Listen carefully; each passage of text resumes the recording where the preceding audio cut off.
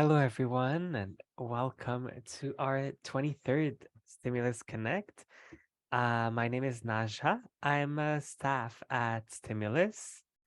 A little bit about myself. So, for about the past decade, I've been working in harm reduction and intervention work and art in Jojage, Munyang, colonially known as Montreal. And I would like to note that the Kanegahaga of Kanesatake and Kanawage are the custodian of this land.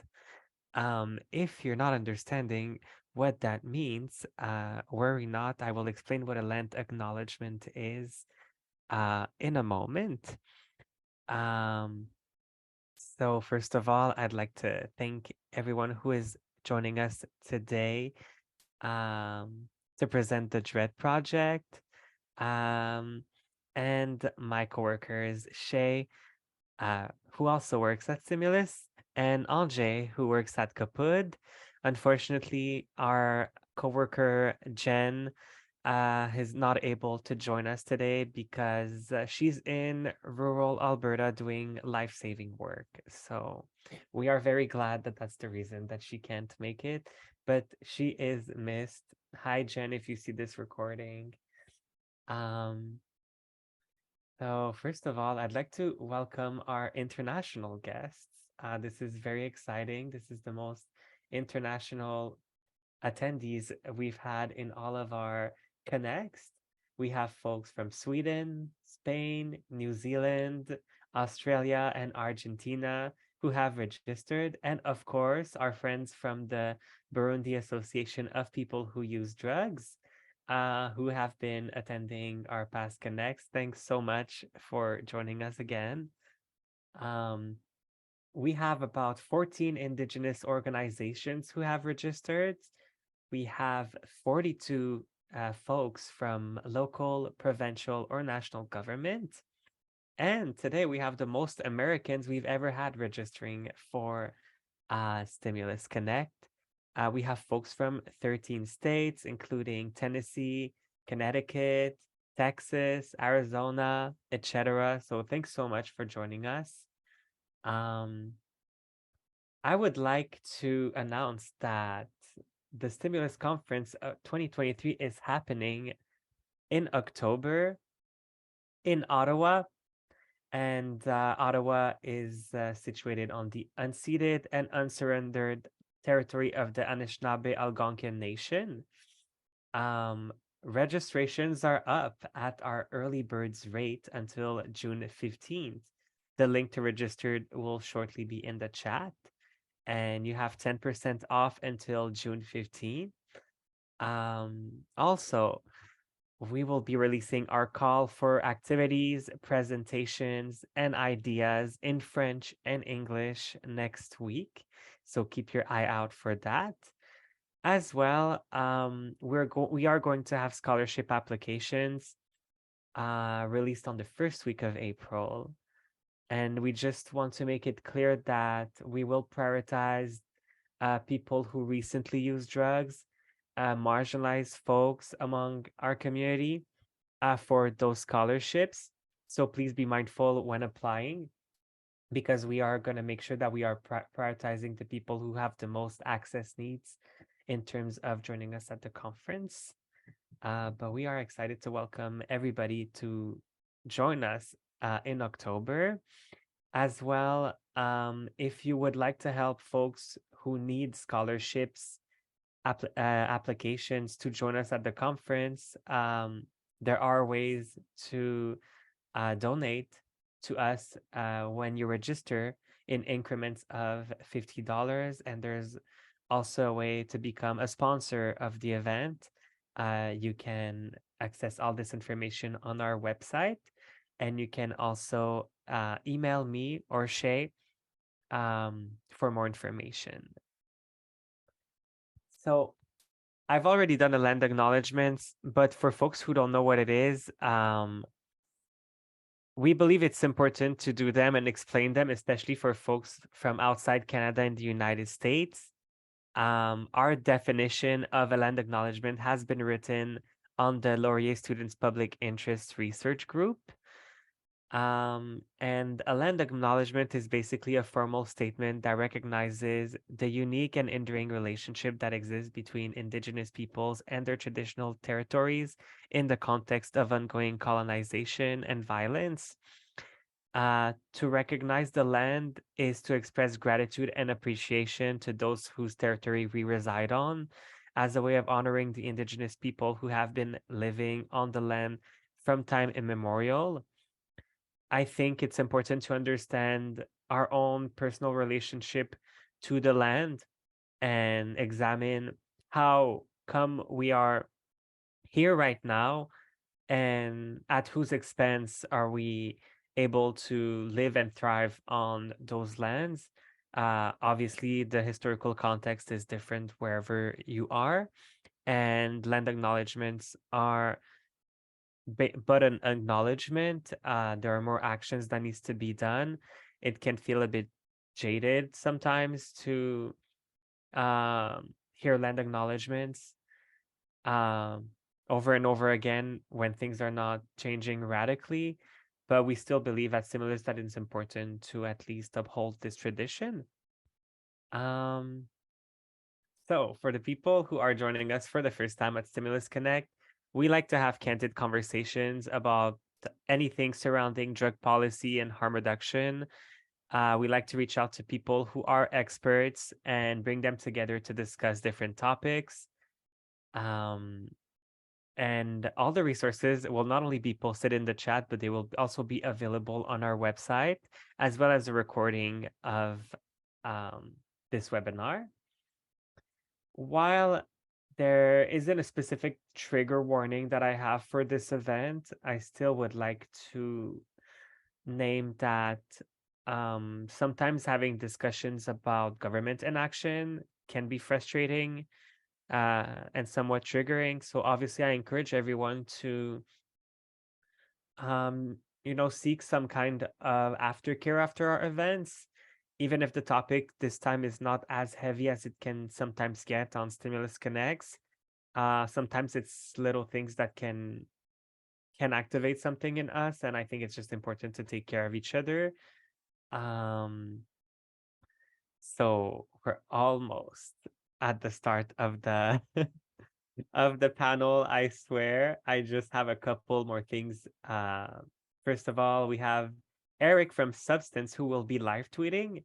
We are using the hashtag StimulusConnect, and we welcome questions in either French or English. Make sure that if you have a question for the panelists that you enter them in the Q&A tab and not necessarily in the comment, but if you do so, my colleagues who are doing tech support will remind you of that. And also, I would like to thank our simultaneous interpreter, Danielle and Jadis, who are joining us from Coop Larco.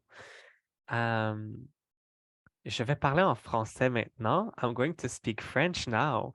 If you don't understand what I'm saying, you will probably have to click on the interpretation button down on your screen. It's between reactions and app. So I say we do a little test because sometimes in the majority Anglophone spaces, we are not used to doing that. Je parle maintenant en français. J'espère que vous avez cliqué sur le bouton interprétation et que vous pouvez comprendre ce que je dis. Um, That's it for me. If you have any questions surrounding tech, leave them in the chat. But without further ado, I will let the panelists introduce each other. And yeah, thanks so much.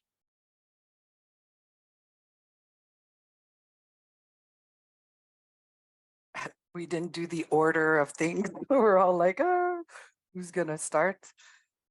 I'll go for it. So I'm Julie Soleil. I use she, her pronouns. I'm visiting the beautiful land of the Salish people, which is colonially known as Victoria. but I live and work on the unceded territories of the Abenaki people, which is colonially known as Magog in Quebec. Therefore, my French accent, but I will be speaking in French, in English, sorry. I was reflecting this morning on why I got involved in drug checking, and it was mostly through an event, through event harm reduction. 30 years ago, I had my first ecstasy pill, and it changed my path. I have been using substances ever since. So I got involved in an organization when I was 26, which was called GRIP Montreal. And I spent 15 years working there towards getting harm reduction recognized as a viable approach to have safer spaces and more education for people who frequent events. One of my main dossiers has been drug checking for all in Canada, but mostly in Quebec. Because of the criminalization of certain substances, many of us have had really difficult and traumatic experience because of the adulteration and the toxic supply of substances. My biggest wish is that substances could be regulated in a way that we could all know what is in our substance. I also believe strongly that education, information should be available in a nuanced way so that we can make informed decisions. Being able to talk about substance use without stigma has been my way to contribute in giving back to my community of people who use substances. So I will pass it on to Jared. All right. Hello, everybody. My name is Jared. I use he, him pronouns. And same as Julie, I'm currently on Wasanic and Lekwungen Esquimalt people's lands. And yeah, I'll just introduce a bit about who I am and where I kind of entered into drug checking. So I guess I was born in Saskatoon, where I studied pharmacy, and shortly after graduating, I moved to Victoria, British Columbia, and began working in a variety of pharmacies here, but ended up settling towards a pharmacy that focuses on opiate replacement and substance use issues. And this is no surprise, as I've always had an interest in that, even in school, towards helping in that area. And it was through working in this pharmacy for many years that I kind of saw people's, progress or their lives kind of spread over years, and got to be really close to the drug using community here in Victoria, and got to see firsthand the fallout of overdoses and how drug misinformation and stigma can harm people actively. And also just how restrictive policy can lead to individual harms. So it was one of those things, kind of watching that on go, where I was able to get involved with drug checking and actually providing some information to people to influence their knowledge about substances.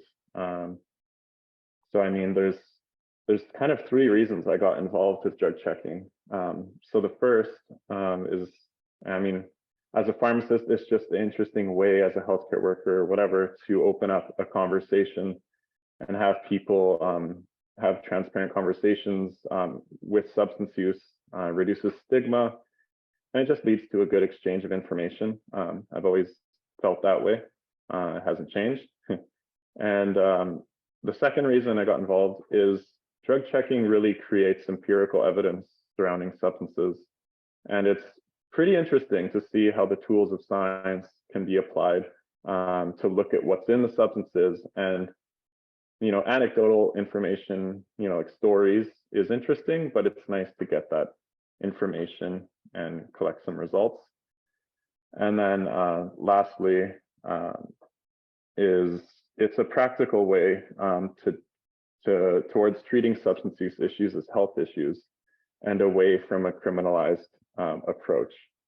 So on that note, I guess just introducing a little bit about DRED so it's Drug Resource and Education Project, but it's kind of a play on words. It's like dreadful, so we're poking fun at some dreadful policy decisions that further exacerbate overdose rates and the fallouts relating to substance use.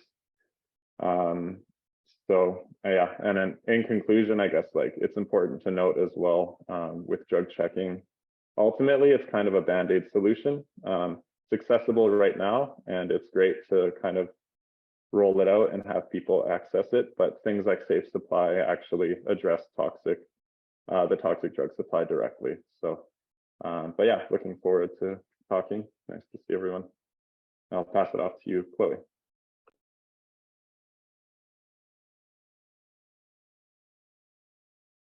Thanks, Jared. Thanks, Julie Soleil.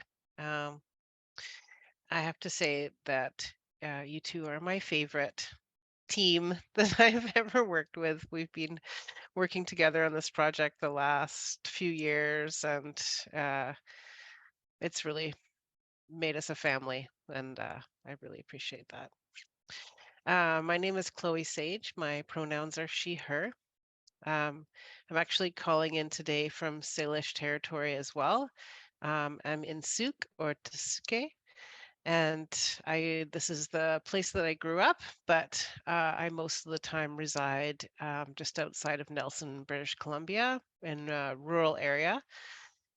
So bring sort of a more rural lens in Sinixt territory, which is unceded territory in the Kootenay region or Tanaha region.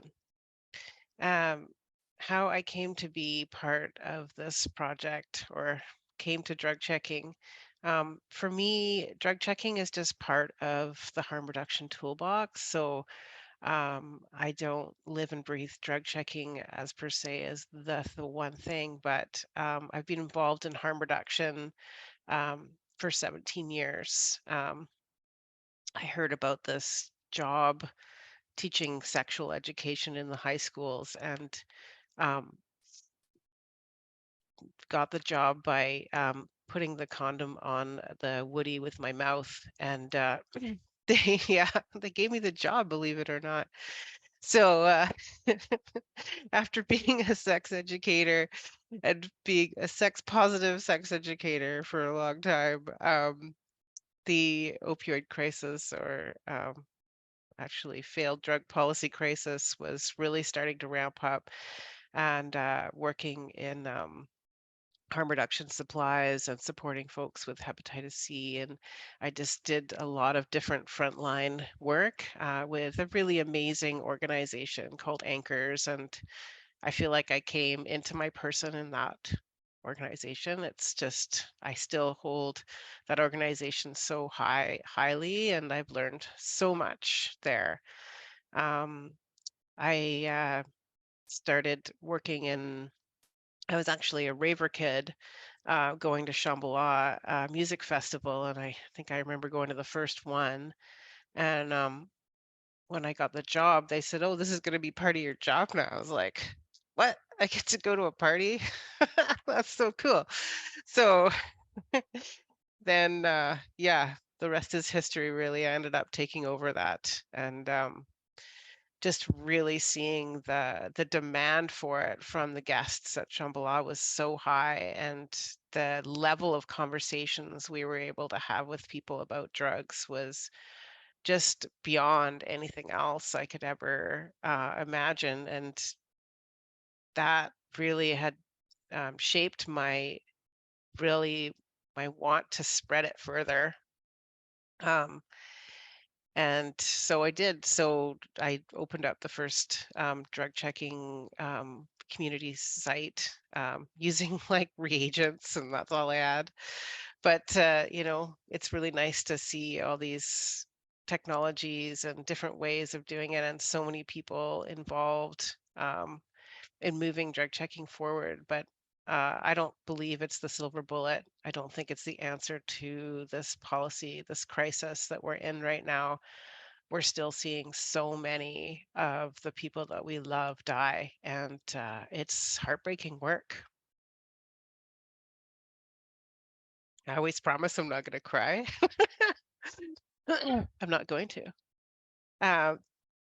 But I do think drug checking is such an important part of the response. And of course, safe supply needs to be first, but I think we really need to include drug checking in the harm reduction response that we have.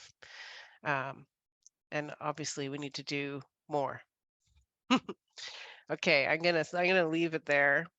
And I'm also a harm reduction coordinator with Interior Health as well. So that's my day job. I'm gonna pass it over. Who's next?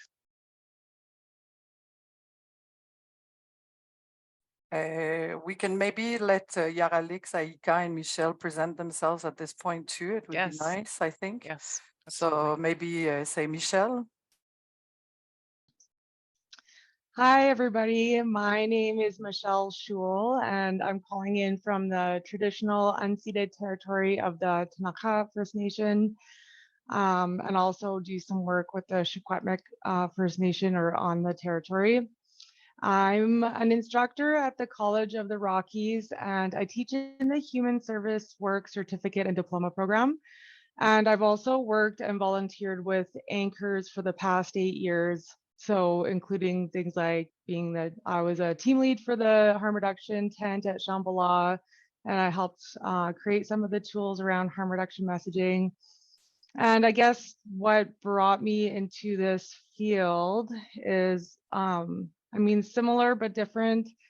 I remember when I was young, being struck with I had lost a dear friend to overdose, and he had been really private about that use and just being really confused as to why alcohol and maybe whatever less stigmatized substance was okay for everybody to use really openly, but for him he would have to keep it really private, and just created a lot of tension in me. So I went into social work, and I remember when I was about to graduate, I thought, okay, I'm going to be a social worker. So I'm no longer going to raves. I have to become a totally different person, because those two worlds don't seem to fit together. And I was preparing myself mentally. And that year I went to Shambhala, and I think I ran into Chloe, but I don't think we didn't know each other yet. I think Chloe was looking for a lost box of dental dams, and I was trying to ask her a bunch of questions. And it just sort of had an aha moment about how those two worlds could come together. And now that I'm have the opportunity to be working at the college, the same thing, just trying to find ways to shift and little acts of resistance to try to change sort of the world of what it looks like to work with people in a way that kind of values harm reduction principles and values. I made sure I put Shambhala on my resume so that they knew what they were getting, so there's no surprises. But yeah, that's who I am, and I'll just be talking a bit about the how I've used the toolkit in the classroom or the online classroom as well today. Thank you. Thanks, Michelle. Yaralix. Sure. Hi, everyone. It's so great to be here. Thank you for allowing me to be part of this conversation. So my name is Yaralix. I use she, her pronouns. I'm originally from Miami, Florida. And I moved to Baltimore to study public health. And while I was there, I don't know if I think I don't remember if I started using drugs first or if I became interested in drugs after I started doing harm reduction, but like it's kind of around the same time. I started volunteering with the Baltimore Harm Reduction Coalition and also started doing substance use research while I was there, concurrently using drugs and like building community in that way. I was socialized in my drug use in the underground rave scene in Baltimore.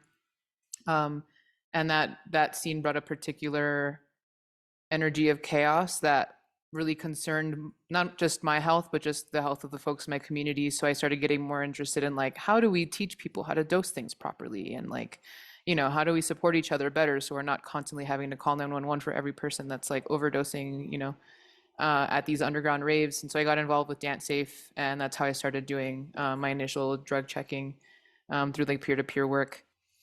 And once I finished my master's in Baltimore, I moved to New York City and I continued my work there. I worked at the Drug Policy Alliance for a bit before starting my work at the health department doing harm reduction work. I was a street outreach worker for a while, and very passionate about hoping that the government would come around to start a drug checking program. And in late 2020, they approved us to do that. And so I hoped for one machine so that we can start like a small program. At this point, we're coordinating 6. So we have 4 active sites right now. We're expanding to another soon. And we have 3 technicians, and my entire team, including my data staff, are people of color, bilingual people of color. So it's been really cool to, to implement this in our community for people who oftentimes don't speak English, who are immigrants, and have like trusted us with, helping them achieve their personal autonomy, learning more information about the drug supply, and really feeling empowered in their use. So yeah, I love drug checking for that reason. I use my own service a lot. My friends use my service a lot, but also it's, for the community. And I hope that, through the data that we're accumulating in New York City, we're also able to eventually advocate for safe supply and use that data to support safe supply measures. Thanks, Yaralix. Aika? So thank you. Now we're going to go in French for a moment. I will try to speak slowly because I think most people will be speaking in English, so using the interpretation. My name is Aika Hamelin. I work in the Estrie region in Quebec in an organization that does a prevention for drug dependencies issues with women. We work in a party network that was built by Julie Sade, who was working with us a few years ago. And we're finishing a project right now, just doing drug testing or substance testing that will start and take light in 2023. And in the party sector and all the things of drug testing and substance testing, thank goodness for Julie Saleh. She gave a training when I was in university, and I was hesitating a lot if I was gonna work in, and if I was gonna organize events or social work degree. So, and really to be able to work in both sides together. So the event organizing and the festive and the party milieu, and the social work. So it's my professional and private life or personal life coming together. It totally made sense to me, and it totally changed my professional course. So now it's 3 years later, and I'm here with one of our first substance testing that we'll be able to do in Quebec, and it's going to happen in the next few months. So it's a first. So I'm going to talk about the different chapters of our project and RED or DRED in English, and how they're helping us still build our drug and substance testing project in Estrie. Thank you so much. Thank you so much, Aika. I'm talking in French. I'm sorry. Habit. We are going to share a PowerPoint, and me, Chloe, and Jared will walk you through a little bit of the DRED project and a little bit of the different chapters and the different elements of it. And then after our presentation, we'll all come together, and then Yaralix, Aika, and Michelle will be able to talk a little bit more about how they've experienced our tools and our chapters and everything that is there. And then, of course, there'll be open questions. We will be there to answer all the questions of everybody that is here. So I will share my screen. Give me a couple of seconds to get that organized.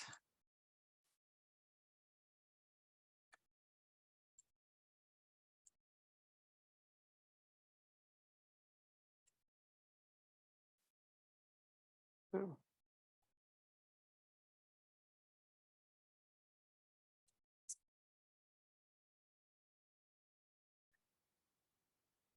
Can everybody see the PowerPoint? Yeah, okay, I'm seeing some thumbs up and everything. Perfect. So I just wanted to say, so the DRED project, because we didn't we presented ourselves and things like that. But one thing that I want to say also is that the DRED project, the DRED Resource and Education Project, we have a core team, but we work with many, many, many, many other people and collaborators that have been helping us through this whole project for a long time. And we would like Antoine Marcheterre has been very helpful in a lot of the work he's been doing at Interior Help and helping us out on different aspects of the chapters. And of course, he is also bilingual, so he helps me a lot on the French side because, as you know, this tool is bilingual and it has his, it's a complex thing to do. And all our partners in the bottom that help us, that finance us, that are there. L'IDQ is my employer. I work with them and they've been very, very, very keen on helping us. Anchors has been there since the beginning. CRISM has been really, really helpful in financing all of this and a lot more. And then we have other partners like Substance, BCCSU, and Interior Health that are really important for us to continue this work because there's a lot of work involved in this. So this slide, just to tell you, they will be up. We will be giving it to you guys, so you will be able to have it. So don't worry. I think they will put it on the website as usual with this recording of this session. So this one I will skip, but it's a good one to have. When you have it, you'll have all the information on our website and stuff like that on this. But I would like to start with the mission, because I think we have said a couple of things in this already in our presentations, me, Chloe, and Jared. But I think it's important for us to really give you the vibe of what this project is for us and why we decided to get involved. And also, I forgot to say that everything that you see here is from Rebecca Poulain, who is an awesome graphic designer and part of our team since the beginning and has helped us through many of these kind of things and helped us find our name, find our logo, put the website and all the tools that are there. She is quite amazing and we're really, really lucky to have her. So I will probably, we're going to be talking about it, me, Chloe, and Jared, in 3 different aspects of the mission. I think I will let Chloe start because she will be talking more about the holistic approach that we talk about here. Yeah, I wanted to start by defining what we mean by holistic. A lot of times the word holistic is used to describe things like, it's organic, don't worry. Well, this is definitely not organic. Mostly we're dealing with chemicals, but our approach is holistic. So first and foremost, we really wanted this harm reduction project to be capital HR. So not just a small HR, changing behavior, reducing harm in that way, but being part of the movement of harm reduction. So when we say focusing on removing harms, the big HR becomes about social justice. And so when we started the first chapter on harm reduction, we really wanted to encompass the feeling and the understanding of reducing the structural harms, structural violence, and to do this, we each have to have our own learnings. So that's what we meant by that. So it's really being prepared, coming to each interaction that we have as a drug checker, and anyone really who works with people who use drugs. This is not just about drug checkers. Anybody who works with people who use drugs should really come to that interaction having some understanding that the people across from us may be facing intersectional oppressions. This is so much more than the test. It's really having an understanding that we need to flip the idea of the constant pushing for behavior change on its head. And really, I think one of the things that we talked about in the first chapter mostly was really around like, this is not about changing behavior. It's really about us changing our way we approach harm reduction and approach working with people who use drugs. So our holistic approach to drug checking really does kind of touch on all the pieces and all the ways that we can support people. Um, if a service is started without these understandings, then no one will come. The same um, with drugs and drug use. Um, the whole idea of drugs and drug use has some heavy baggage with it due to the structural harms. So if we want to create a safe space where people are actually going to come and test their drugs, then we better address some of that structural baggage that is already there. So yeah, and I just wanted to say too, like with, you know, I just want to say too, my notes here are super scratchy and I can hardly read my writing. Um, so sorry if I stumble a little bit. I was like, oh, Chloe, your writing's terrible.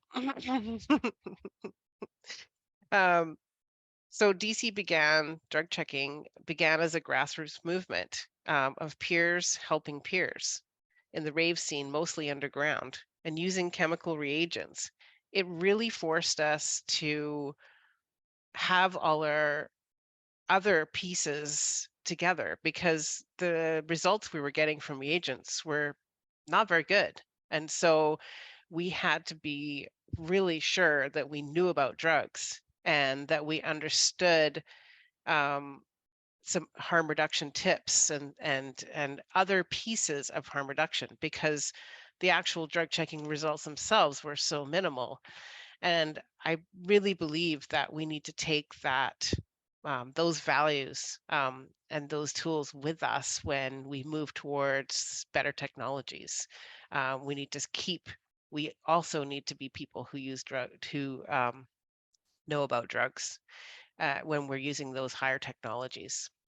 So in this way, we've really tried to give some tools in a more holistic way. So that's sort of our definition of holistic. And Julie Soleil and Jared, if I miss anything or sound confusing in any way, please add in. No, that was awesome. Thank you very much. That was good. Good examples too. I think, Jared, you were going to talk about another aspect of our mission. Yeah, I just wanted to talk to add to what Chloe was kind of saying. She said a lot of good things, but with DRED project, yeah, I mean, the three of us authors have a lot of, experiential knowledge and background knowledge in setting up projects and all this stuff. So we're kind of synthesizing it into this manual, and each chapter kind of has a different flavor. So I know like one thing I kind of missed, I flubbed in my introduction was, working at that pharmacy and then doing drug checking led me to get an exemption from Health Canada, which is a Section 56 exemption, which is the first in Canada to have. And I know the application process was very onerous. And yeah, I mean, a part of DRED's mission is making that application process maybe a bit more simplified or sharing our knowledge in this process so other people can kind of onboard with that and bootstrap off our knowledge.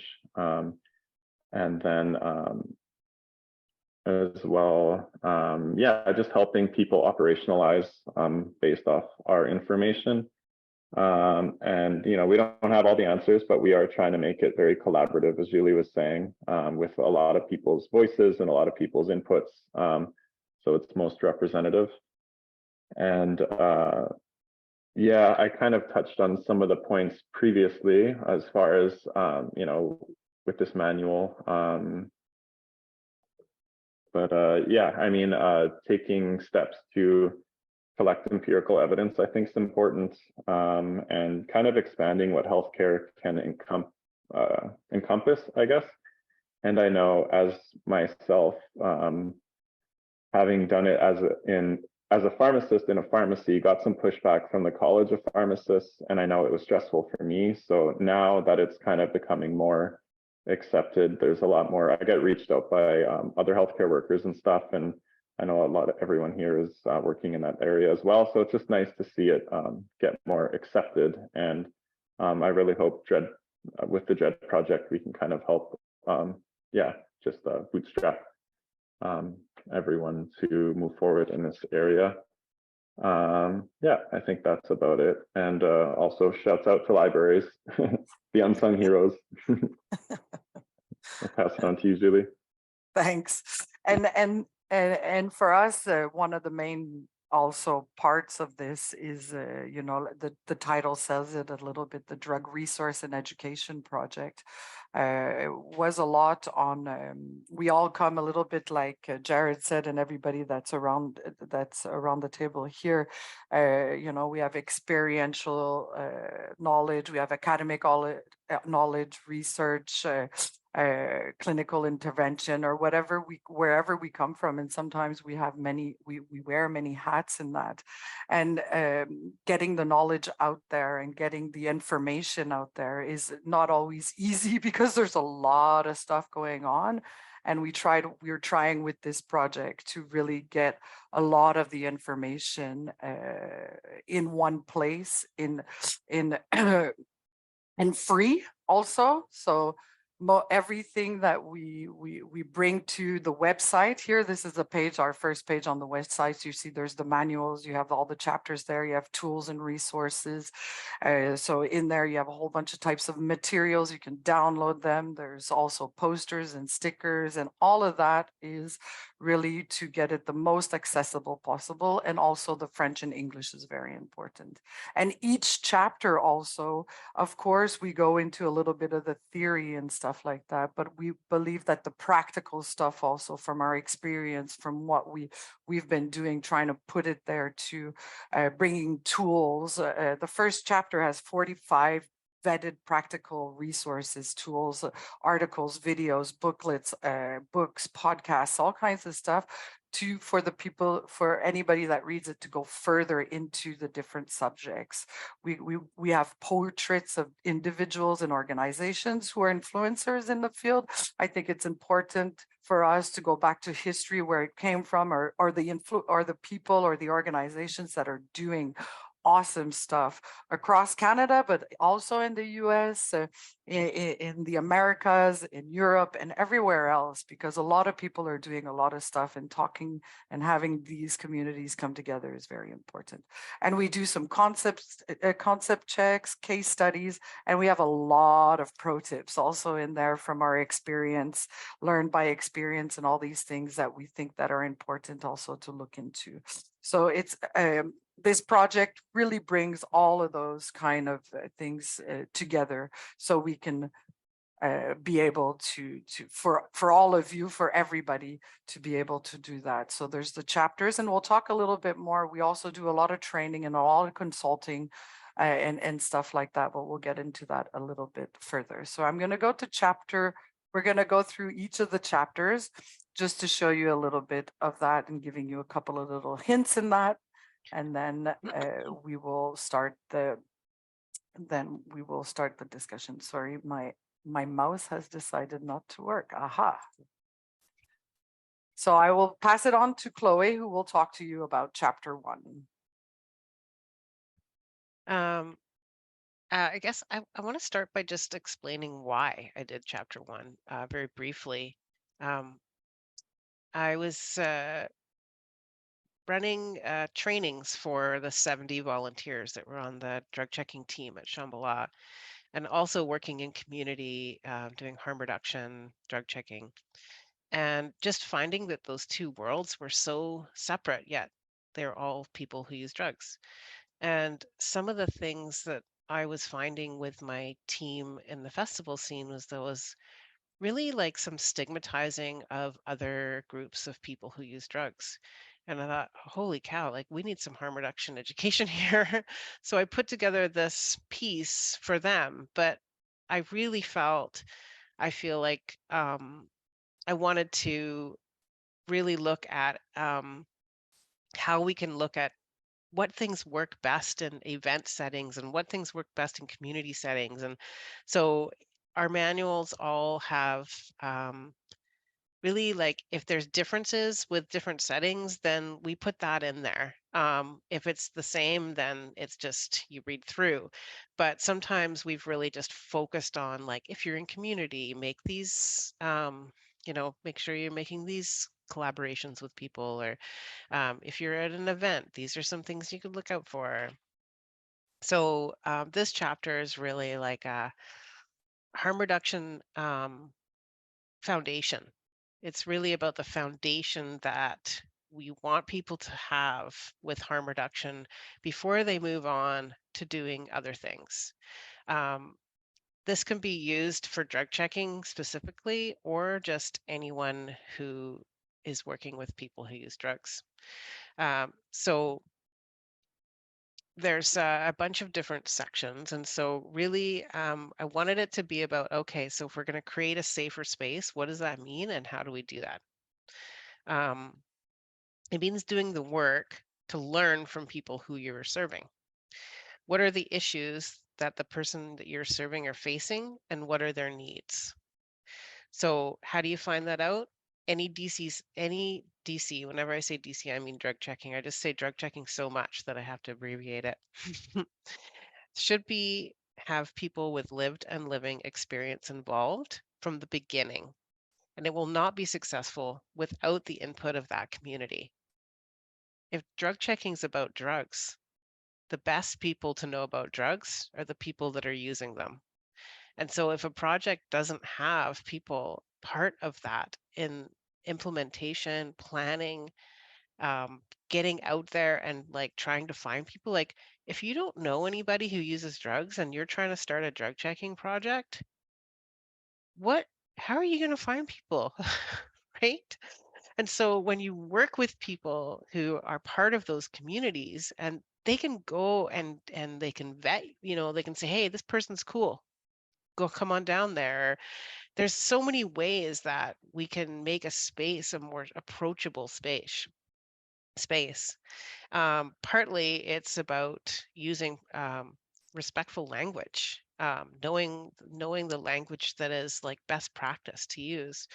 And I want to just share that document with you. So there's a bunch of tools in this chapter that come with it that you can download from the site or in the chapter. So we do go through. So what is harm reduction, but in the grand sense of harm reduction, the deeper dive, the attributes, the values behind harm reduction. But then I also go through the tools, harm reduction tools. What are they for? What kind of tools should you have in your service? Why do people use them? And then in creating safer spaces, we talk about what we call drug elitism. And I just mentioned what that is before, around sort of, well, I only use psychedelics, I don't use meth. And it's like, okay, let's talk about that. What's the difference? You like that drug and I like this other drug. Cool. So I'm going to make it my goal to learn about the drug that you like, because I don't know about it. And I want to be able to support you in the best way I can. So that's really about drug elitism.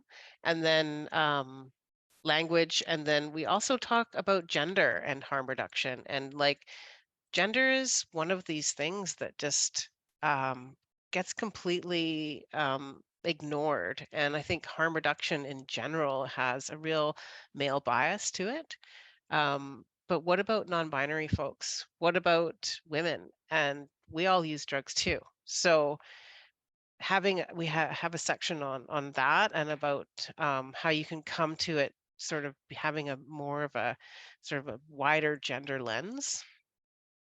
And also, of course, lastly, sexual health, consent, and sexual violence. So I am not trying to say that we are covering all these topics and that you don't need to read anything else. We really are very, very briefly touching on these topics. But one of the things that we really wanted to do is, like, we wanted to give people some tools in their belts if they come cross something. Like, what if someone discloses to you while you're serving them, you're testing their methamphetamine, and they tell you they've been sexually assaulted? How do you respond to that? How do you support that person through that? A lot of times people just don't have the language, they don't have the skills to respond in a way that actually supports the person. It's kind of shocking, right? And so we wanted people to have the tools to be able to respond to and support people in whatever way that they needed to. Can you just put that to the next slide? Because I'll just go over the language slide and then we'll leave it at that. I think I went through that part. So that slide was like more about the intersectionality of what kind of oppressions and challenges people are facing when they come to us as a service. And so we need to be understanding all those layers or the onion of oppression that especially for people who use drugs, there's many layers of oppression that people may be facing. So the language piece, this was adapted from the Kaput, put together a Words Matter document. And we really like to use documents written from organizations of people who use drugs, because those are the people that know best, and Kaput is amazing. So thank you very much for that. We wanted to make something that was like a really quick poster that people could just print and put up in their office. And it's a work in progress, because best practices always are a work in progress. So far, this is where we're at, and I'm sure it'll change as time goes on. And please, if you see anything on here that you're like, that sucks, please reach out and we will change it, because that's what we want to be able to be adaptive and innovative with it. Yeah, last comment on that is, like, you may ask, like, what does all this have to do with drug checking? Well, everything. There you go. I'll pass that on. That's chapter 1. Thanks, Chloe, for that. So that was chapter 1. So I'll be talking a little bit about chapter 2. So chapter 2, really, we kind of decided to do this chapter because we were having a lot of questions, a lot of things around like implementation. What do we need to do? How do we do this? What are the different steps that can be done? So we kind of decided to do this chapter and really go through everything and define what the drug checking is for us, and trying to find all those different aspects. So we've been talking about drug checking for a while.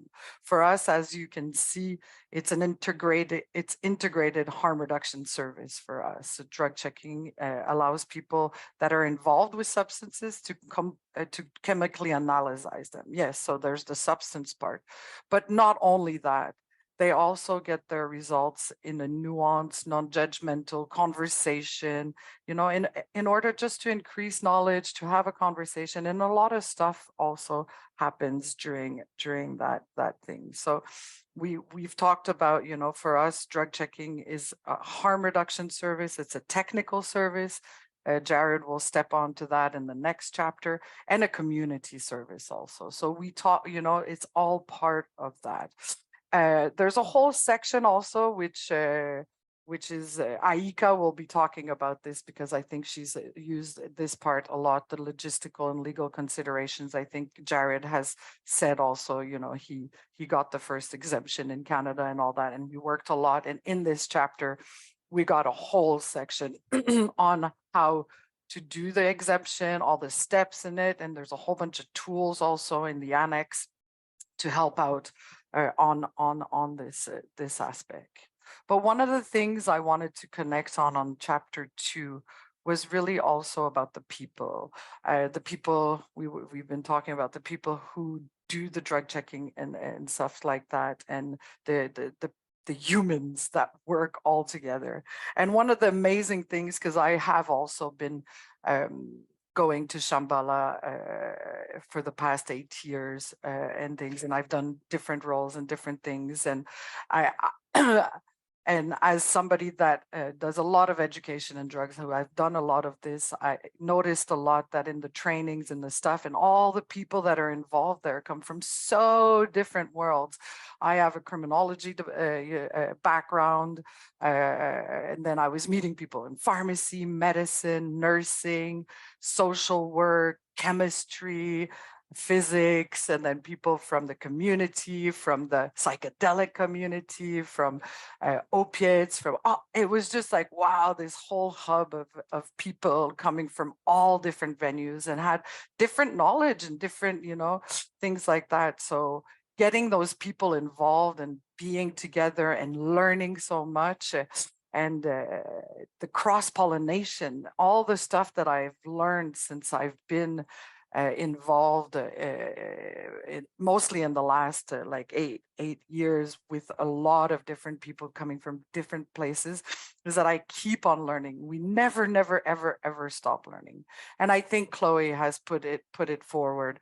We also need to put people who with lived or living experience, or people that are concerned by this, or people that are really involved there too. So we're all part of a big family trying to figure it out, trying to understand, trying to help our communities, because there's many of them and things like that. So it's very, very important for us. And this is the beauty of drug checking and harm reduction, because I think we are a big family also in that, and it brings people together that would have probably never met, because we all work in different departments and different places, and we never have the opportunity to know each other. So one of the awesome tools also that we get asked a lot is the job descriptions. You can have it on the website and the materials. You can download it just like that. It's in the annex of the chapter also. And I think, collaboration with others also. We can never do drug checking by ourselves. We always need other people, outreach, medical, or other people that are surrounded by us. Knowing what the resources are around also is very, very important, both in events and in community settings. We collaborate with many organizations. So knowing who and where to refer people to, a little bit like the example that Chloe gave, it's something that has happened to me, where I'm testing a substance and the person does declare, does say, oh, I got sexually assaulted. What do I do? Who do I talk to? How do I get, and if you're not feeling comfortable with that, how can you refer this person for that person to be the most safe possible and have somebody that can be helpful and things like that. So knowing those things and being able to refer when we are not able ourselves to do that part of the job. So we're all working, all of us, in this big community of harm reduction towards making us feel safer, more, I don't know how to say the word, but anyways, more loved. I'll say it that way. So anyways, I will pass on to chapter 3, which Jared will talk about technologies. Awesome. Thank you, Julie. So that was awesome. Yeah, chapter 1 and 2 are really interesting. And chapter 3 is on technologies and procedures. Drug checking inherently requires using different technologies to determine what the chemical compositions of different drugs are. And that's what opens up the conversations, and that's why people come to the service. So it's an important kind of technical consideration. So that's kind of what chapter 3 focuses on.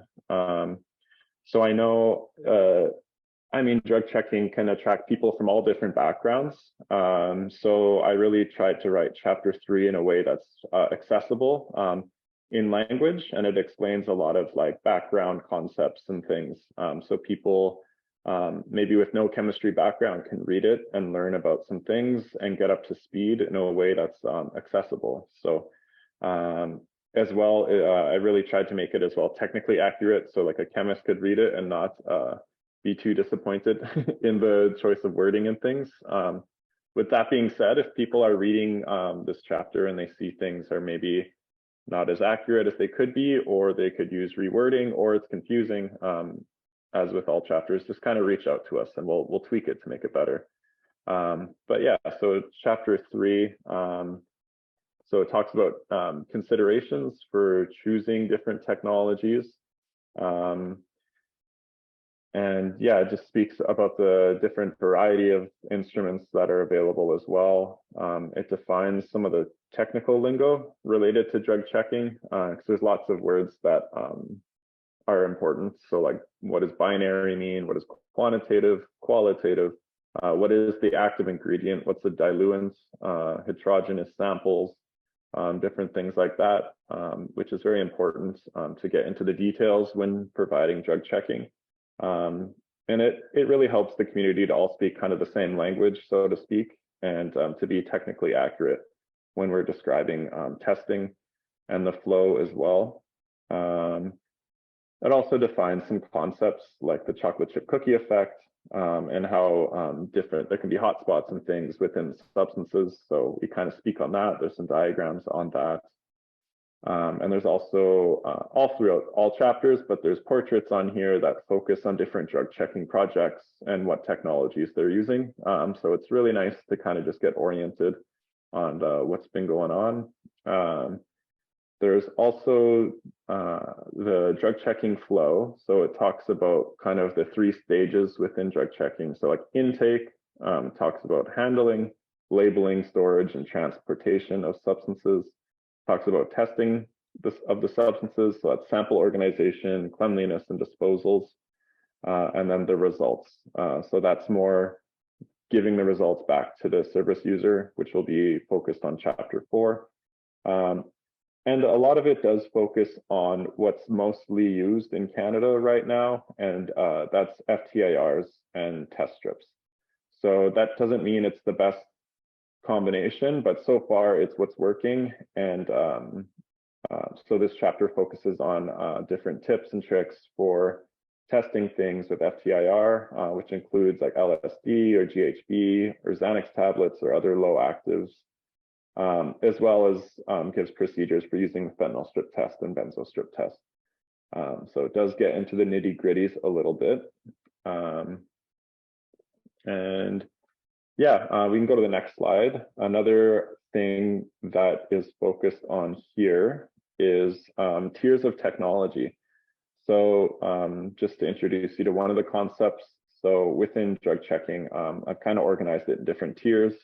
So tier 1 technologies are cheap and accessible. So it can be reagent testing, like liquid reagent testing, or it could be like immunoassay strip tests. So, there's fentanyl strip tests, there's benzodiazepine strip tests, and they're binary. They just give yes or no answers on what's in there. And, when testing non-opioid samples, especially for fentanyl, that information is useful. So yeah, it just gets into the nuance surrounding that. So that's tier 1.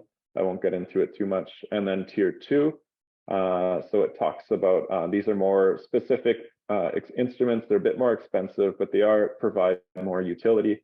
So one of the examples of a tier 2 instrument is FTIR, or Fourier transform spectroscopy, infrared spectroscopy. And so with this, it can determine major ingredients, it can determine cuts, it can determine major buffs as well. Limited detections about 5%, and quantitative models are possible, and they're being worked on right now. So it's a good workhorse instrument. It's a good in-between. So that's kind of tier 2.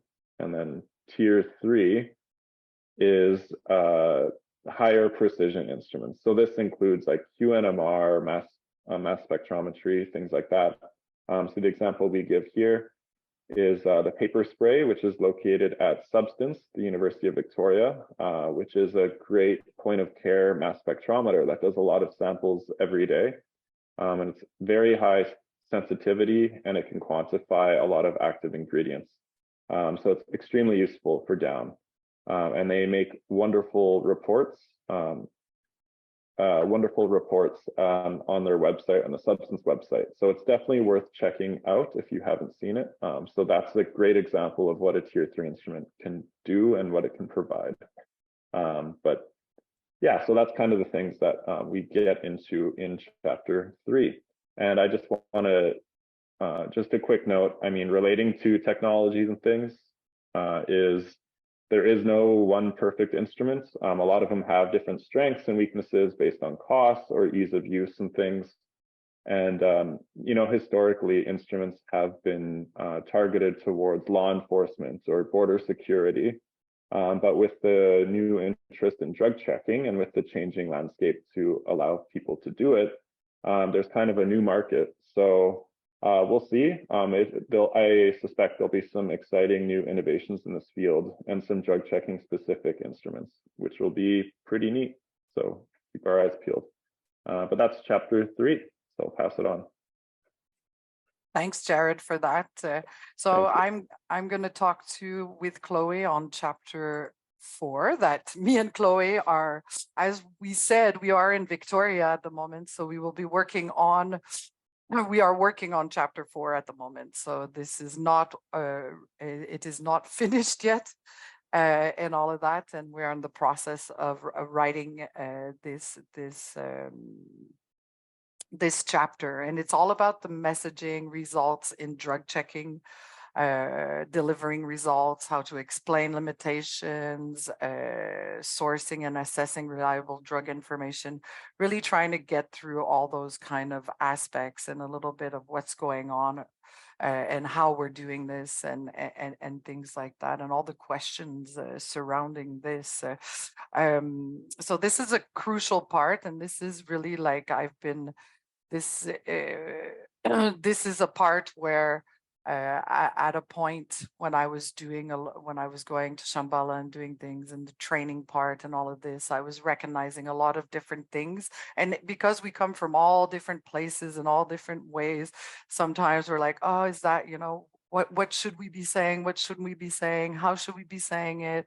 Where are our limits and all those kind of things? So this chapter is really important to reflect and to give some tools and some orientations and stuff regarding how to talk about drugs and how to have those conversations and how to give those results, depending on whom we're talking to and with whom, and what are the different models that exist and stuff like that, and really, you know, having those amazing conversations with a lot of people, trying to figure a lot of this out, because a lot of people, and I see a lot of people online, we do harm reduction, we talk about substances and all kinds of other stuff all the time, but a lot of the time we have some little practical stuff a little bit here and there, but you know, having that on hand and having those questions there is really an important part. And also to just say in this list here, because it's not written yet, we do now have an outline, so we know a little bit more what we're going to be working on in this chapter. And 2 sections that we added at the beginning were who are the drug checkers and who are the service users. And I think I would like Chloe to talk a little bit about the service users, because I think that's an important part of the chapter. And then I'll get into the 3 S's, the substance, set, and setting, and how that is important also. The chapter will get really into the nitty gritty of all this set and setting and substance and things like that. So I'll pass it on to Chloe so she can talk to you a little bit about who uses the services. And then I'll come back and talk a little bit about the 3 S's. Yes, I'm going to be brief with this section because I want to make sure we have time for Q&As. I was just trying to answer a question in the Q&A at the same time, and I think I'll just wait. So if you do have questions in there, we will get to them. We just want to not try and present and answer questions at the same time.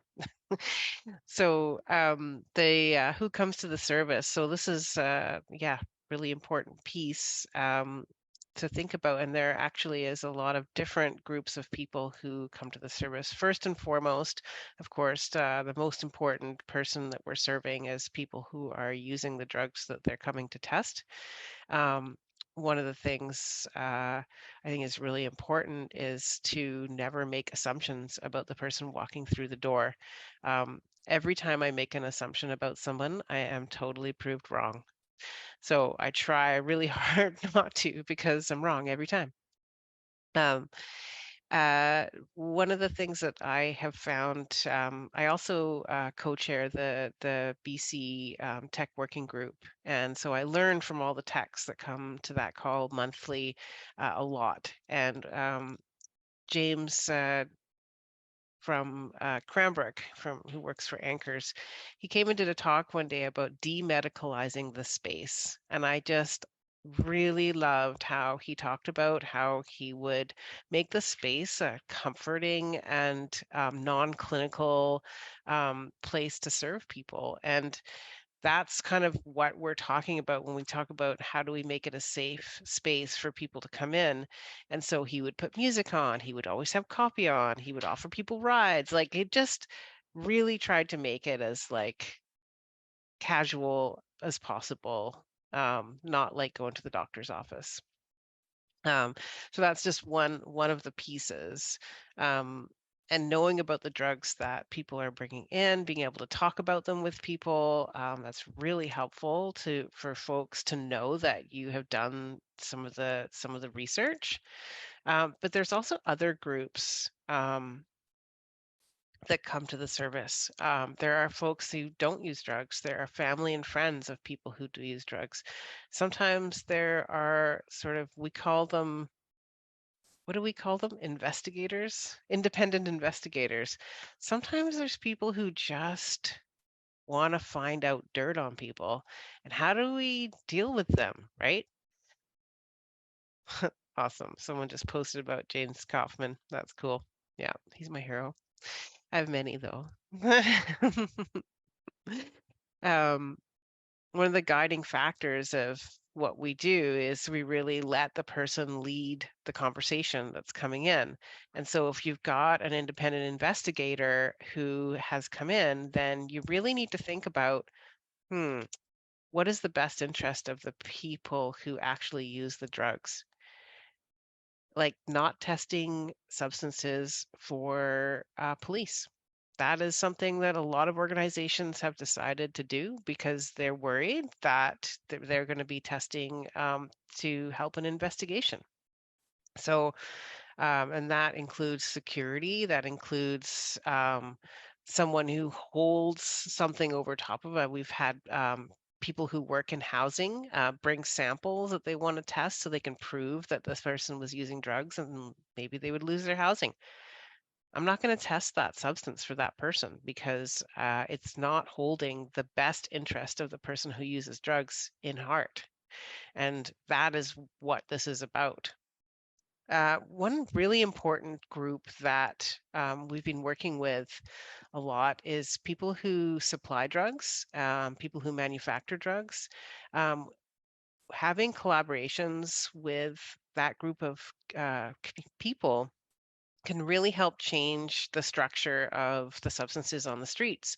So we want to have good working relationships with folks who supply drugs. And what that means is having really confidential spaces, making sure that you're not identifying them in any way when you're talking about it, or even putting alerts out. I live in a rural area. Everybody knows everybody, right? Everybody knows who's selling what. And so you have to be so careful not to identify people when you are sharing information into the larger community. And so building those relationships with people who supply drugs is such an important thing. And I think right now we're seeing a real attack on drug suppliers by authorities across Canada, and especially in BC now that DCRIM has come in. They're really focusing on drug suppliers. And I just think it's going to be harder for drug suppliers to feel safe to come into our services. And so what are we going to do to make it a safer space for them to come in and to support them to have a safer supply on the street?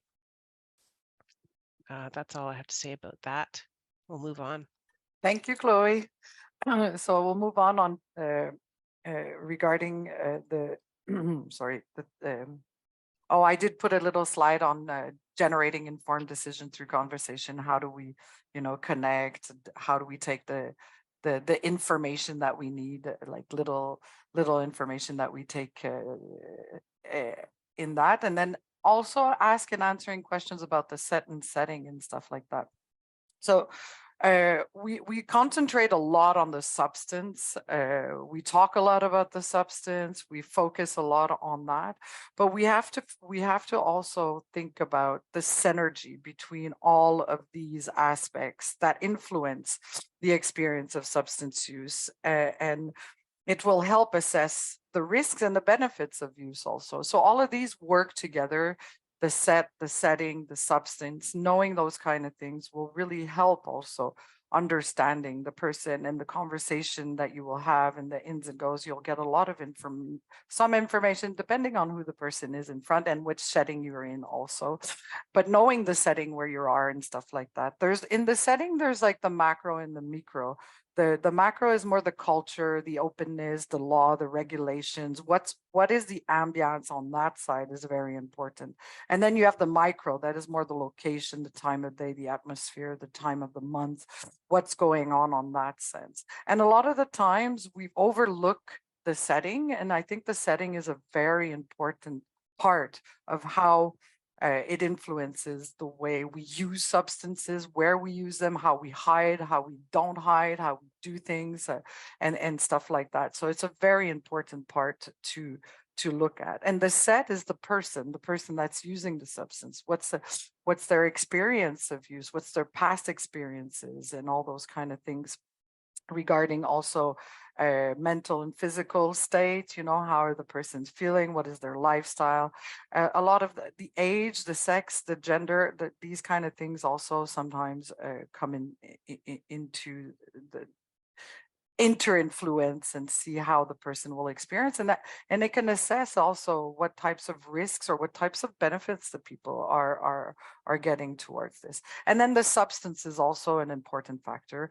The dosage certainly is one of the main things that we do, especially in everything. Dosing is important to learn about and stuff like that, and what category and what frequency are we doing a simultaneous use, what are the interactions, how do we use the substance and stuff like that.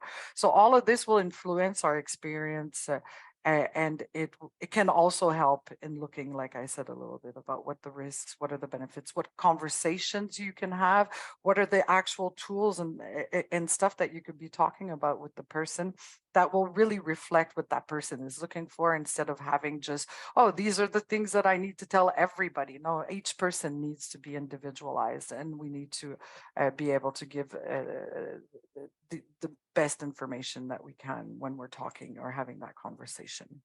And I'm going to finish with the guide on substance, because I really want, and I'm seeing the time going through, and I really want to have some questions. So this last guide, the last chapter is a guide on substances. So we can have a tool beside us that is useful and all of that. And I want to give a big shout out to Michelle Lechuel, who is here today, who actually did the first version of this, and then I took it upon myself to relook at it, to update it with the help of Jared, and now we're gonna update that version for it to reflect all of that. So it's the effects, the risks, the dosages, the common mix, the adulterants, and a whole bunch of harm reduction tools. And we're doing it in a way where we took the drug wheel, which is 7 different categories, and going through all of those kind of substances and giving some information on that. So that chapter, hopefully, we're still looking for money and finance and stuff to help us out finalizing this project. So if anybody has any idea or wants to contribute, it would be awesome. So we can finalize this last chapter in our things. But so, and the last little slide I think is worth it, because as Chloe said, Shambhala started, there was a little thing, and then some people, a lot of colorimetric stuff, and now look at the map. And I know that this map is not completely all organizations, because they keep on popping up, and I know we've missed a couple and we have a list, but if you're not on this map and you want to be on the map, well, send us your logo and your website link, and we will put it on. It's going to be on our website, and there'll be clickable links under for all of your organizations, so people can be connected. If they go to Quebec, or if they go to BC, or if they go anywhere, they know where to get their drugs tested.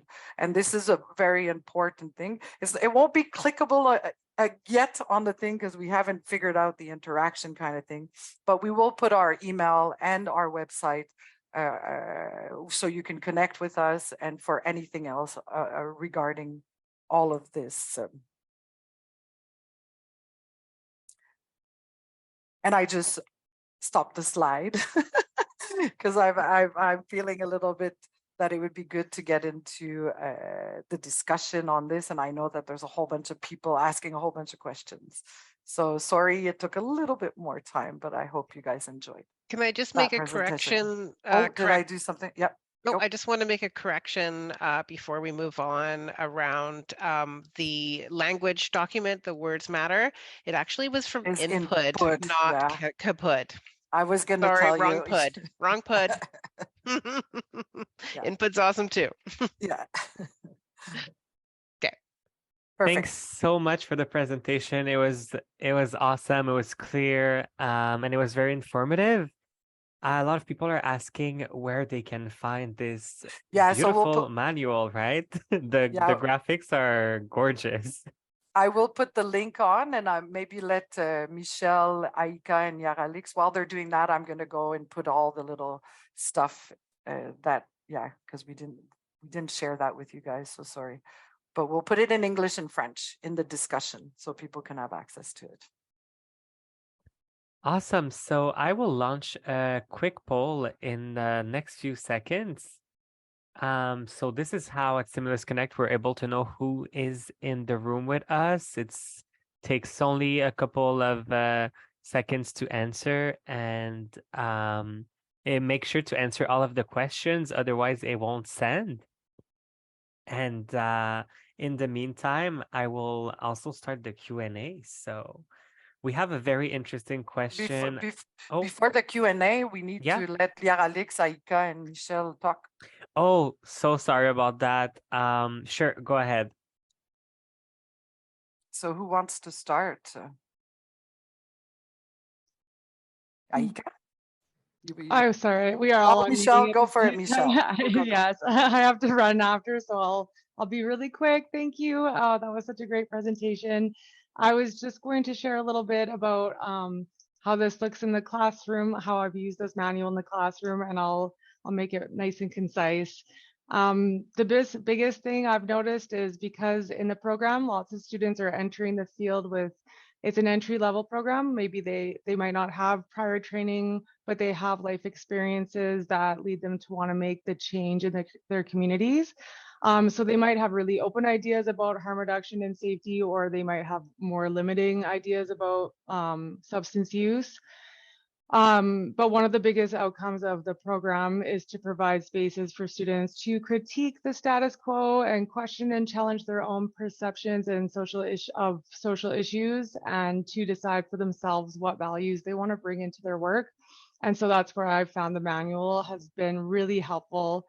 The most obvious example of where I've used the manual is in the Introduction to Addictions course. And so the textbooks out there don't give as much of the philosophy and the foundation of harm reduction. And so students are usually really interested in the principles of harm reduction and the information on drug elitism. And so after reading the chapter, the students host a discussion that asks them to share if it supports their views or challenges them.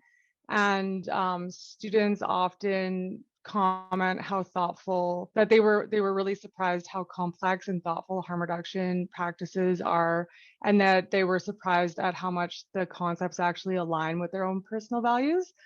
And I just find the manual provides this information in a way that's really palatable for students that are hearing it for the first time, but also provides a really good framework for students who have knowledge about harm reduction already.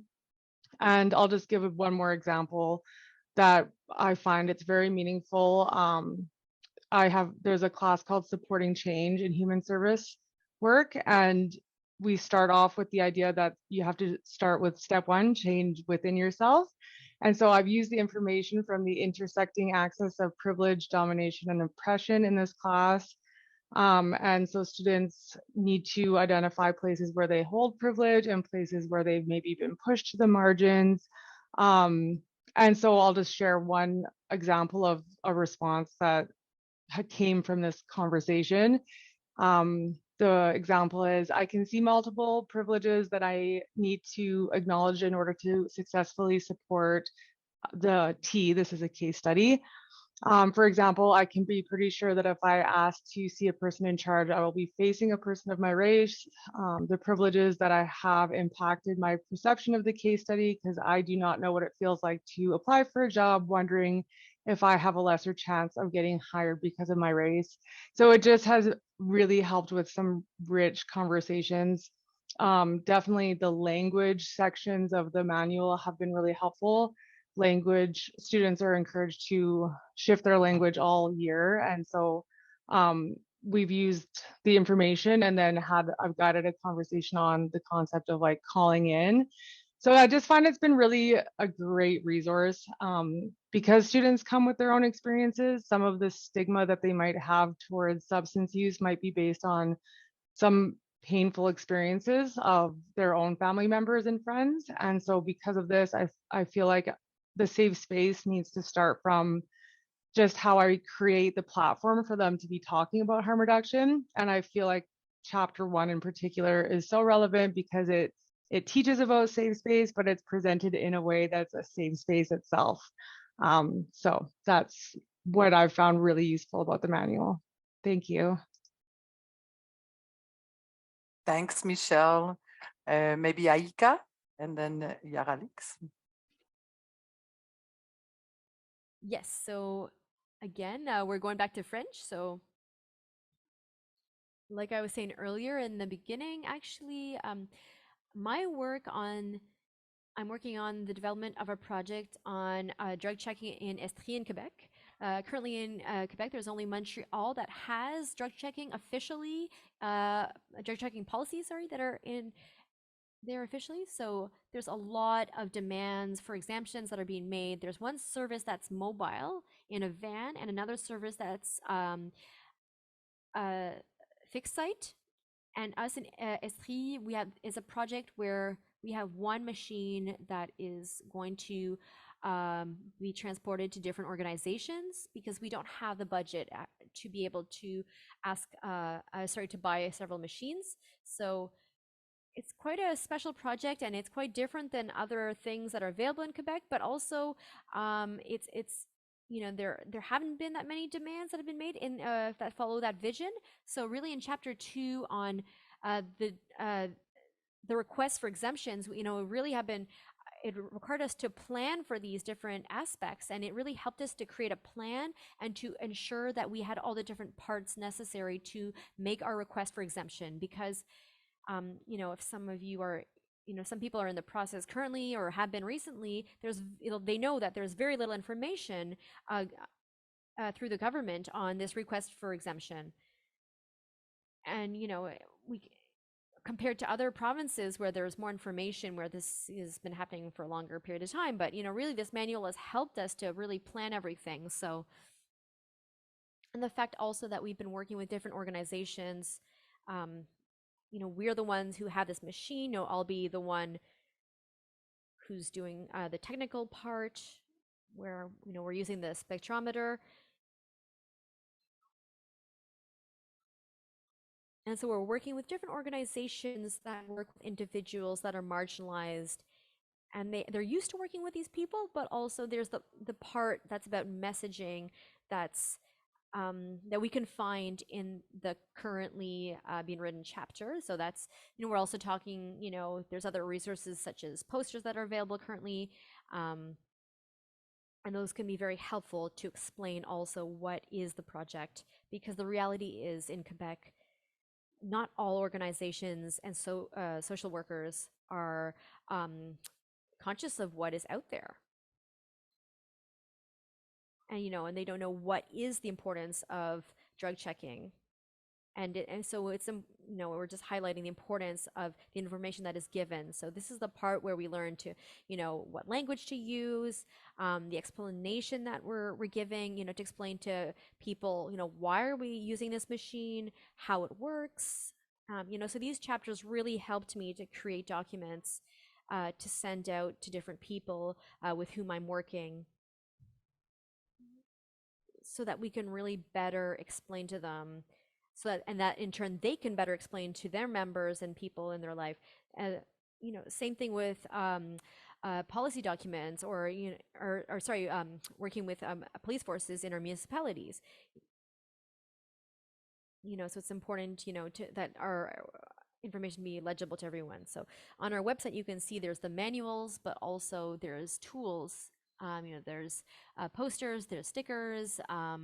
So those are really well made, and they're in French and in English, which is really an important point, especially for Quebec, where often it's hard to get resources in both languages, and when it sometimes it doesn't exist, and when it doesn't exist, then it can be really hard to do this translation work. So, and there's very few resources in French, concerning drug checking. So these are almost like new words that we need to integrate. So, yes, I've worked a little bit on this, but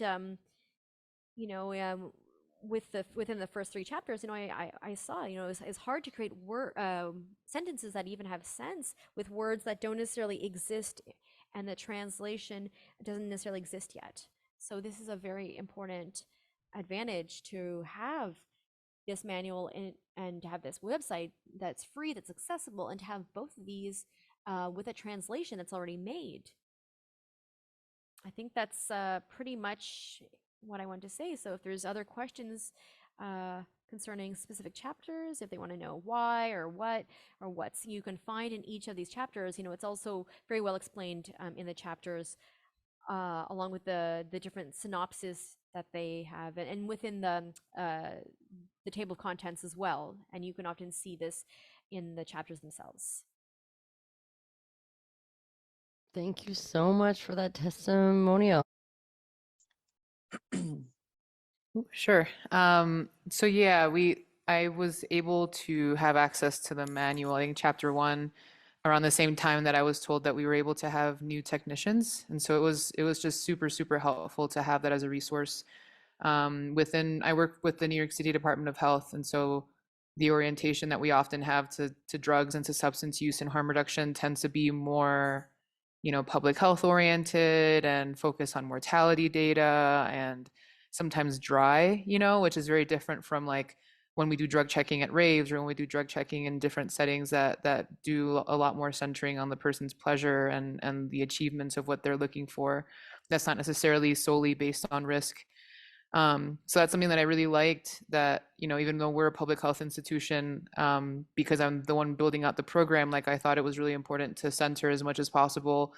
Like in chapter 1, it talks about benefit maximization, considering the pleasurable and beneficial experiences that people have. And so, even when I'm doing drug checking at our overdose prevention center, I'm still asking the participants, like, what is it that you want from your experience? Like, what is pleasurable about this amount of heroin or fentanyl or et cetera that you're using? And sometimes they realize that there isn't a huge benefit to getting extra strong fentanyl, and so that's able to be part of our conversation, which I think me sitting and trying to explain that to someone for many, many hours is a way to do that. But I was really happy to be able to have the manual to give to my technicians, to be able to read through it and get kind of like a basic understanding of this sort of orientation of drug checking that I think is really important for us, even as it starts to be integrated more into places like health departments and institutions that unfortunately sometimes don't have people who use drugs, shaping these types of programs.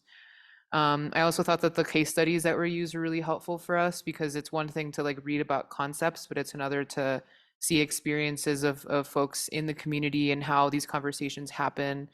Like Julie, Salil, and Chloe mentioned, like there's often like people think that I'm a counselor when I'm doing drug checking, and people think that all of our team members are counselors, because that's, we are kind of providing counseling outside of just the substance use counseling. And I think being able to be compassionate and have that non-judgmental approach that spans different scenarios that we sometimes can't anticipate until we're there, is helpful to have that to reference.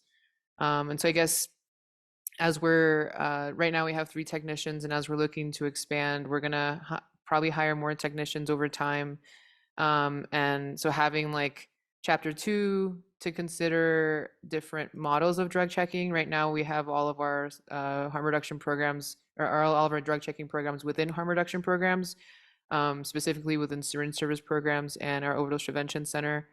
And we'll be expanding to another overdose prevention center, but we are looking at nightlife settings as the next place to expand. And so to, having those tips about like how to talk to organizers and how far to set up from the stage, and like those little things that I have some experience in, but is helpful to have it laid out, will be something that's really helpful for me and my team to be able to recognize. And then lastly, yeah, I think also as we're training new technicians to chapter 3, like I tend to train everyone verbally and like hands-on, but having a document that is actually easy to read, because I don't like to read stuff. So like, that's a good first place for me. If I can read it, then it's probably good, because I just look at stuff and I'm like, this is too much. I'm gonna not do that. But my technicians have really appreciated all the chapters that we've used. And so in the future, as we're bringing on new staff and training new people that, have never handled an FTIR, being able to reference the things found in chapter 3 that often are things that we don't truly understand until we're actually playing with the machine and making mistakes out in the community and things like that, is something that I'm looking forward to being able to sharing with folks as we're onboarding new people. So yeah, it's been really, really helpful for the timing. This has been really great as we're expanding our program and as we're considering different sites, and as we're thinking about how we're gonna shape the training of our future technicians. So yeah, thank you for your work.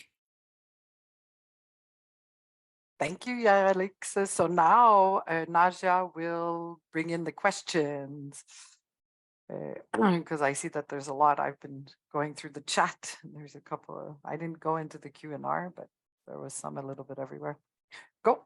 Yeah, thank you so much for the presentation, everyone. Yeah, there are a few questions from the audience. I'm gonna start with the one that has the most upvotes and that I find very interesting. It's a question about the queer community. So I'm gonna read Jordan's question. So the first part is, does sexual identity get addressed at all in the content? And the second part is, in addition to my question, I'm wanting to know if the PNP community, if our audience doesn't know what PNP is, it's party and play. It's a practice mostly in queer communities where basically you can do drugs like meth, poppers, GHB, and have sex. So are those groups addressed in terms of doing drug testing in those different spaces and contexts? There is not as much history of drug testing or connection to mainstream harm reduction for us who party and play, but this is crucial info for my community. I see, Chloe, you seem to want to answer that question. Do you want to go first? Did I look like I want to answer that question? Was I going Yes, like this? yeah, you did. Well, But one you of the don't things, have to. yeah, I actually was just looking at that question, and it's a great question, and I'm glad it was asked. When we were writing this manual, we're really trying to look at gender, and making sure that people understood not to assume people's genders, offering their own pronouns when they introduce themselves to people, and then asking what pronouns people preferred, so that they could not like set a barrier immediately when people walk in the room. We also, in the sexual health section, really try to include queer positive sexual health. And so when people are doing sexual health, making sure they're really inclusive in how they even refer to barrier methods, like, don't say female condoms, say internal condoms. Like those are the kind of sort of language things to be inclusive. um, when we don't specifically have a P&P section around, like, say, stimulants and sexual health, and I think that that is a gap, and I think we're definitely gonna have to add something specifically for that community.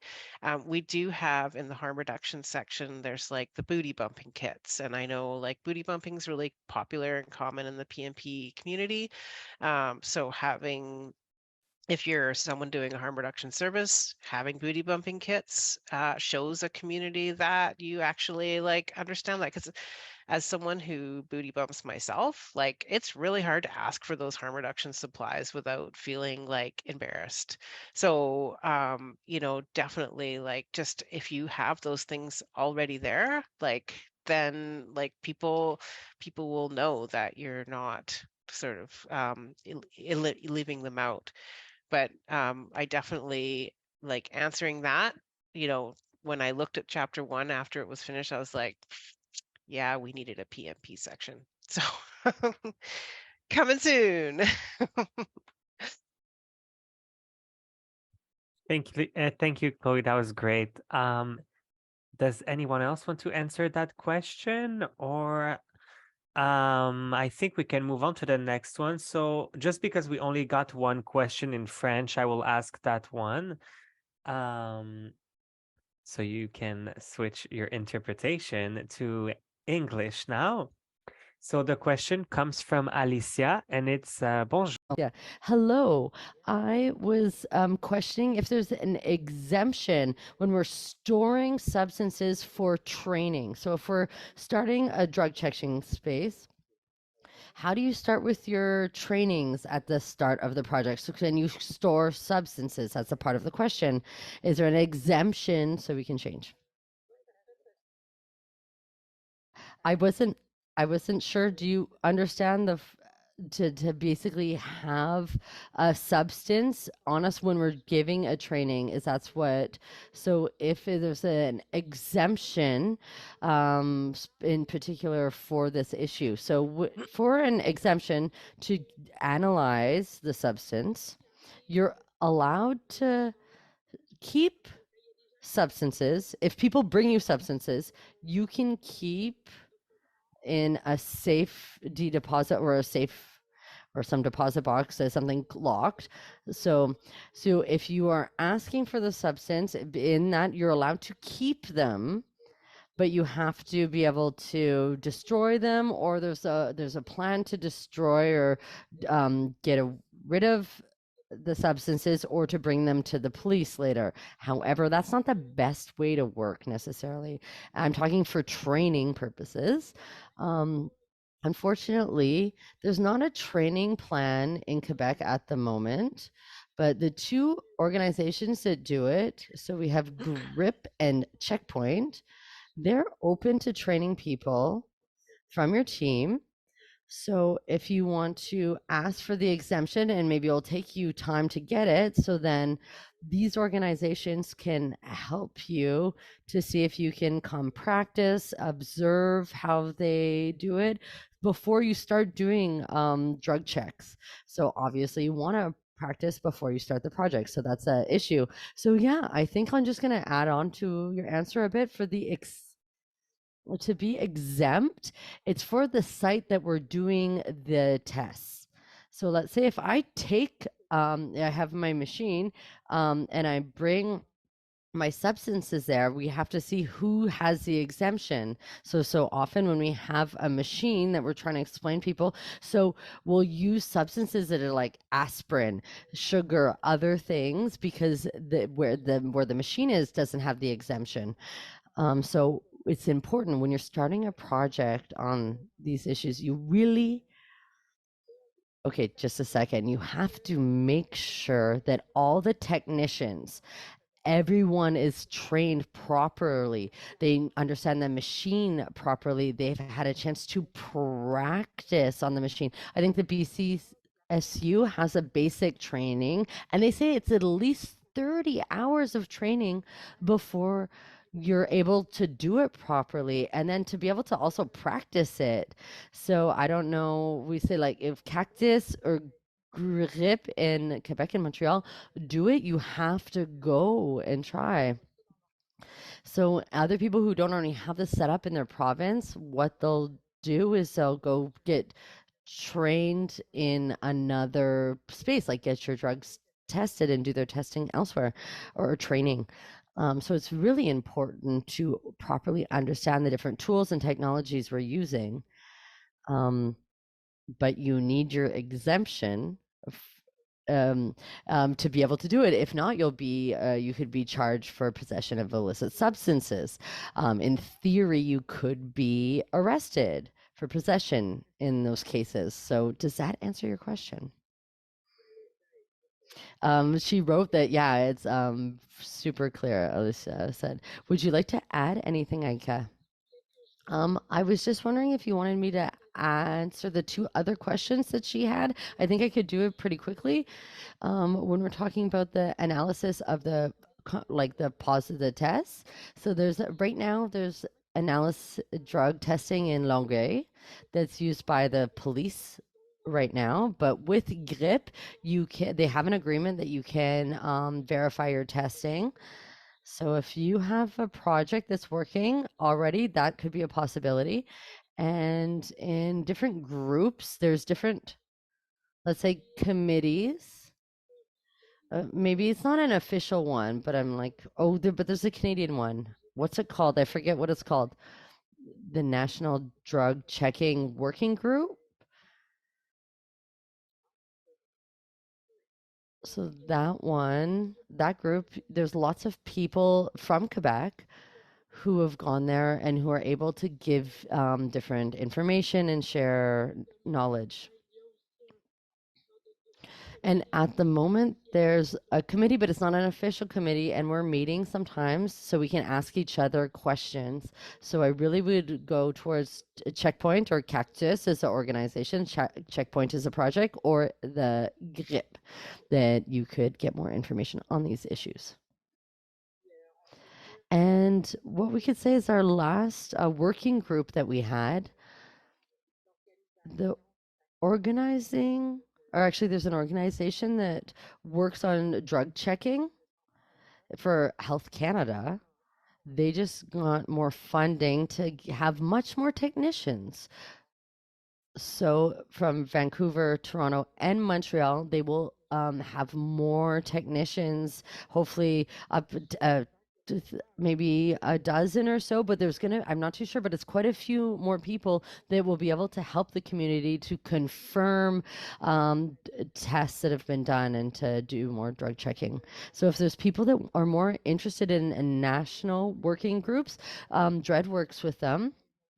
We work with them often, and it's a whole place that has lots of people throughout Canada. If you want to get involved and come to those meetings, they can just send us an email and we can send it to the person and they'll add you to the meetings. And we meet every like 6 weeks. We're about 30 different people who do drug checking all over the country. So if that could interest you, please just send us your name, email, and we will transfer that on to the right people. Thank you so much, Julie Sere and Aika, for those answers. I'm gonna switch back to English. Our time is running out, but I think we can squeeze in one or two more questions. And I've seen about 2 questions and a comment about denying services for drug testing. I saw, Jared, that you answered in one of the Q&As, but just for the recording, quickly, would you like to share your experiences around denying services? Yeah, I mean, that's not something that happens very commonly, but it can happen in certain situations, like if there are police coming in to use the service, that can kind of break trust of the service. So, I mean, drug checking is for health and it's for wellness of people. So In the case of police using the service, you can reserve the right to deny testing as well if there's people who seem to be not using the service in the spirit of the service, is something I've said in the text answers. And that means just like looking out for health and wellness of yourself or others that you're caring for, whether that's friends or family.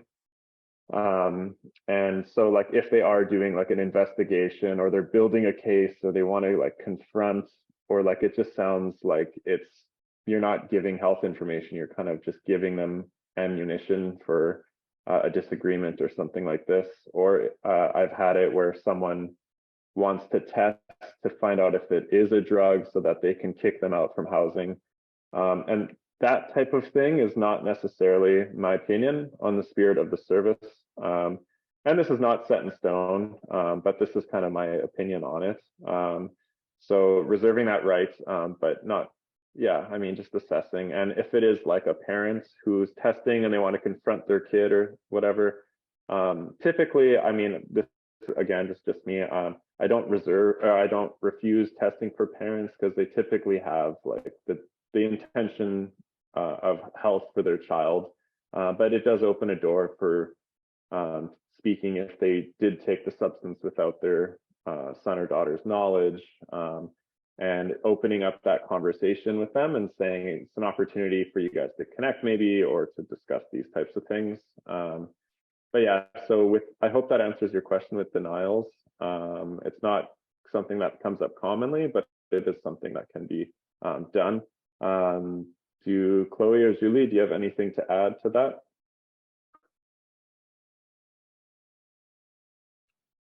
Yeah, I like the idea of it opening up a conversation. I think in interior health, we have actually across the board, people are not testing for police.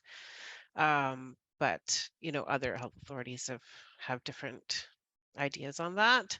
As for the parents, I think I always would try to open up a conversation about how they can talk to their child about drugs. So how they can learn together. Maybe they want to come in together.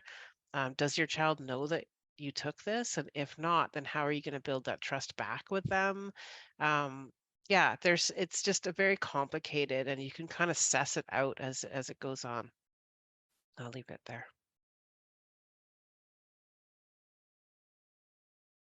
Michelle, what you said also is interesting in the comments that you wrote, you know, regarding what Anthony was saying. You know, I noticed that Anthony mentions that if a person doesn't know the substance, it might be a red flag. However, may be good to mention ground scores. Yeah, we get a lot of those, well, which we don't call ground scores, I guess, ground fines or drugs that you find in a festival. In festivals, anyways, at Shambhala is the big thing, and I think as drug checkers, we analyze a lot of those, and having those conversations and things like that, because people bring in a lot of those different substances and they don't know what they are, or they think they know that what they are and they're not exactly what they thought they were, and all of that. So we get a lot of those conversations that are really interesting on unknown substances, you know, and stuff like that. Yeah.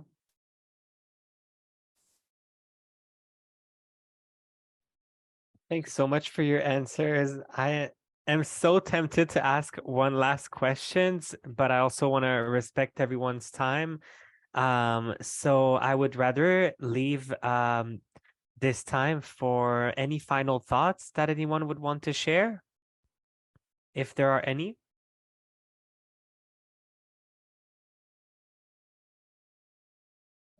Good question. Good question.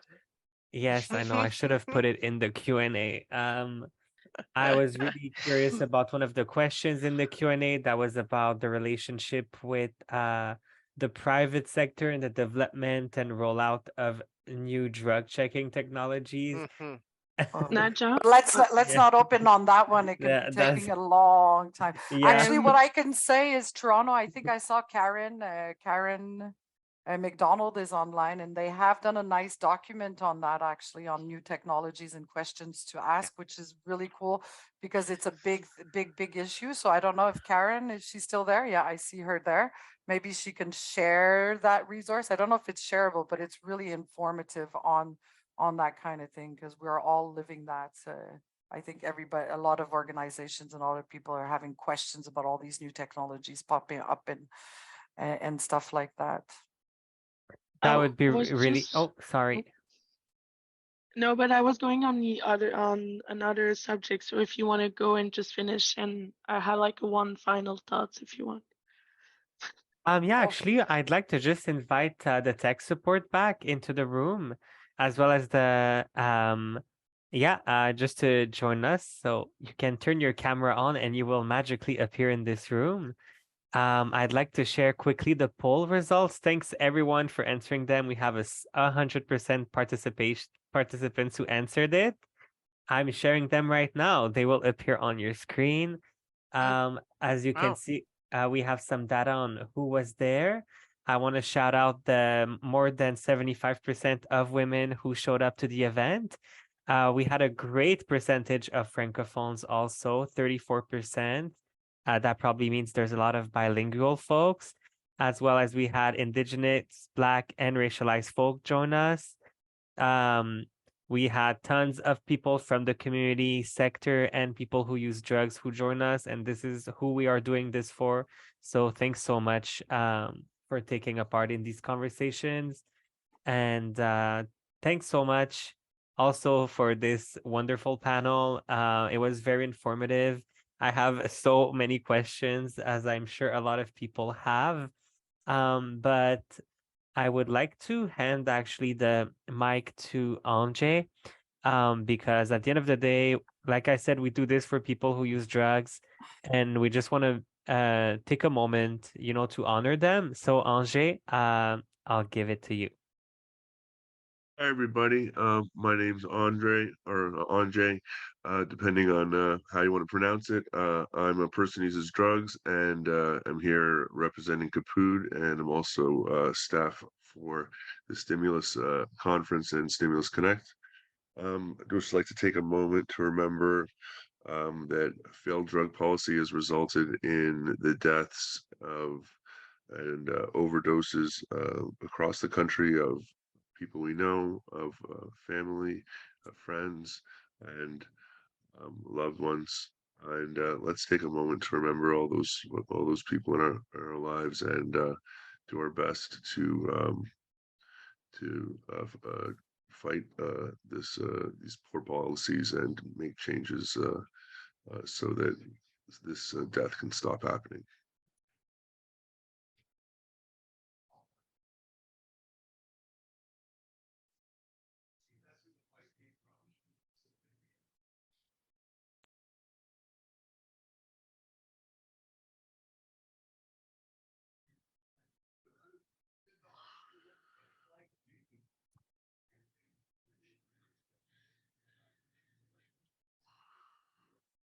Thank you, everyone. Great presentations by all the presenters.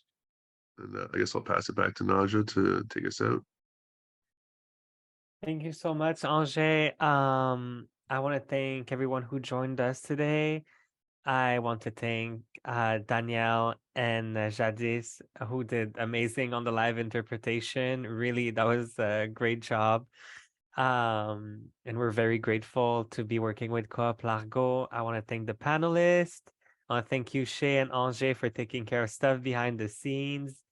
And I want to thank everyone for their great questions. I don't know if there's any more people I could thank. So if any of you have any ideas, no, I'm kidding.